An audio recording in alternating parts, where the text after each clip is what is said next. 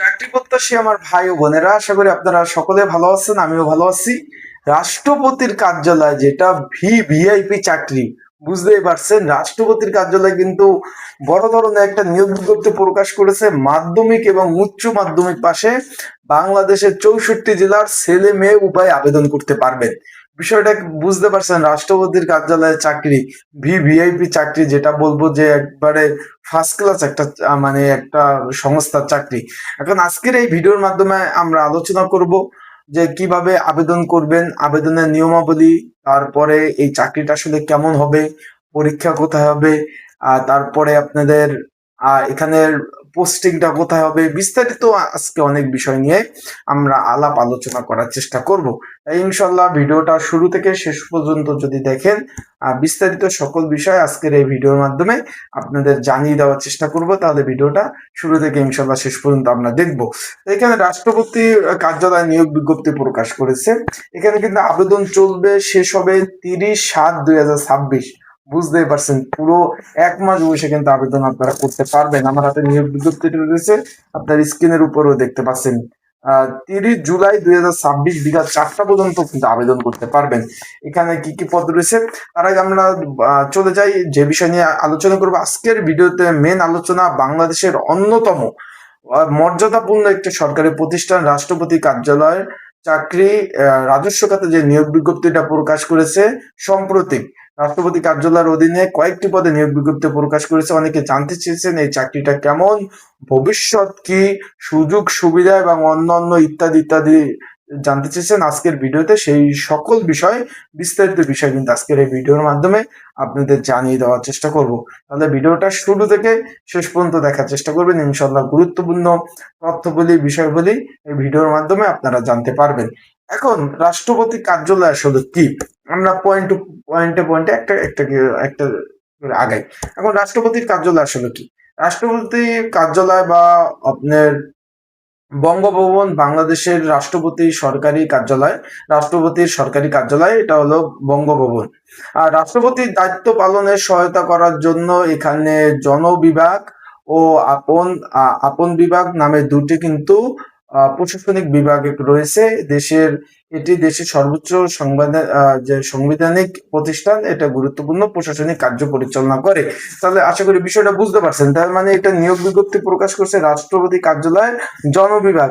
তার মানে রাষ্ট্রপতি কার্যালয়ের দুইটা বিভাগ নিয়ে গঠিত, একটা হলো জনবিভাগ আর একটা হলো গিয়ে আপনার আপন বিভাগ। তাই এই জনবিভাগে কিন্তু নিয়োগ বিজ্ঞপ্তিটা প্রকাশ করেছে। এখন চাকরির মর্যাদা আসলে কেমন হবে?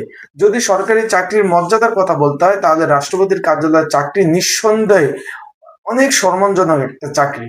আপনি কিসের চাকরি করেন? রাষ্ট্রপতির কার্যালয়ে চাকরি করি মানে একটা যেটা বলবো যে একটা সম্মানে আলাদা, সব জিনিসে একটা মর্যাদায় আলাদা, মানে একটা ভিআইপি একটা পরিবেশ। যে কিসের চাকরি করেন? রাষ্ট্রপতির কার্যালয়ে চাকরি করি মানে সেটা একটা মানে নিজের কাছে একটা কেমন কেমন একটা ভাবসাব, সমাজে একটা মর্যাদা কিন্তু আলাদা। আর রাষ্ট্রের সর্বোচ্চ সাংবিধানিক প্রতিষ্ঠান চাকরিটা। ভাই আমার কথা একটু বেজে যাচ্ছে, ঠান্ডা লাগছে, বুঝতে পারছেন, তার জন্য একটু কথা বেজে গেলে তো ক্ষমা দৃষ্টিতে দেখবেন। আর রাষ্ট্রের সর্বোচ্চ হলো সাংবিধানিক যে প্রতিষ্ঠানের এটা চাকরি, এবং শৃঙ্খলাপূর্ণ এবং নিরাপদ কর্মপরিবেশ। একবারে শৃঙ্খলাপূর্ণ এবং নিরাপদ কর্মপরিবেশ। সরকারি চাকরির সকল ধরনের সুযোগ সুবিধা পাবেন, সমাজে আলাদা একটা গ্রহণযোগ্যতা এবং সম্মান পাবেন। এখন এখানে নিয়োগ বিজ্ঞপ্তিটা প্রকাশ করছে অফিস সহক পদ, মাধ্যমিক পাশে আবেদন 14টি শূন্য পদ, এবং অফিস সহকারী কাম কম্পিউটার মুদ্রক্ষিক 5টি শূন্য পদ। এখানে উচ্চ মাধ্যমিক পাশে আপনারা আবেদন করতে পারবেন। এখন যারা আবেদন করতে চান ঘরে বসে নির্ঝামেলায় ত্রুটি মুক্ত, যারা আবেদন করতে চান, তারা স্ক্রিনের উপর হোয়াটসঅ্যাপ নাম্বার রয়েছে, ডিসক্রিপশন বক্সে নাম্বার রয়েছে, পিন কমেন্টে নাম্বার রয়েছে। 30/7/2026 তারিখ পর্যন্ত, মানে এটা জুন মাস, জুলাই মাসের 30 তারিখ পর্যন্ত আবেদন চলবে। তাই চলমান অনেক সরকারি চাকরি নিয়োগ আছে, তাই ঘরে বসে নির্ঝামেলায় ত্রুটি মুক্ত যারা আবেদন করতে চান, স্ক্রিনের উপরে নাম্বার রয়েছে, ডিসক্রিপশন বক্সে নাম্বার রয়েছে, পিন কমেন্টে নাম্বার রয়েছে। এই নাম্বারে আপনারা মেসেজ করতে পারেন, যোগাযোগ করতে পারেন। যোগাযোগ করে ঘরে বসে নিজ ঝামেলায় ত্রুটিমুক্ত আবেদনগুলো কিন্তু আপনারা করতে পারবেন। অ্যান্ড পড়াশোনার প্রিপারেশন, প্রস্তুতিমূলক সাজেশনও নিয়ে কিন্তু আপনারা কিন্তু পড়তে পারবেন। আশা করি বিষয়টা বুঝতে পারছেন। এখন এখানে চাকরি হলে এখানে কর্মপরিবেশ আসলে কেমন হবে, আর পোস্টিংটার বিষয়টা আমি একটু বলবো একটু পরে। রাষ্ট্রপতি কার্যালয় কর্মপরিবেশ সাধারণত সরকারি অফিসের তুলনায় অনেক বেশি, এবং এখানে শৃঙ্খলা মানে একদম কিন্তু শৃঙ্খলাপূর্ণ থাকে, কেন হইচই নাই, কোনো কিছু নাই, একদমই। এখানে এখানে দায়িত্বশীল এবং গোপনীয়তা বজায় রাখা অন্তত গুরুত্বপূর্ণ। যারা নিয়মতান্ত্রিক এবং পরিবেশের সাথে কাজ করতে পছন্দ তাদের জন্য চমৎকার।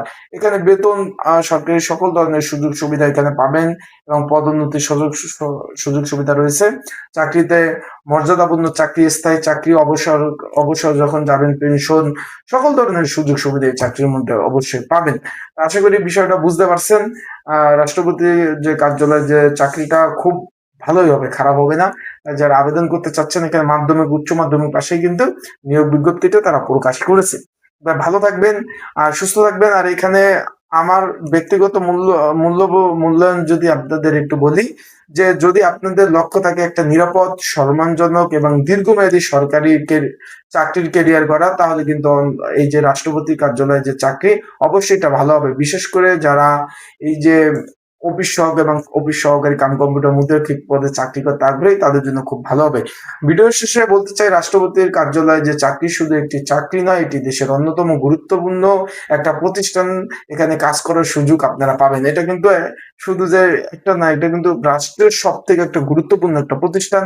সেখানে কাজ করতে পারবেন, সুযোগ সুবিধা আপনারা পাবেন। তারপর আরো বলতে চাই আমি, এখানে তাই যোগ্যতা থাকলে অবশ্যই কিন্তু যার যার যোগ্যতা আছে আবেদনগুলো করবেন।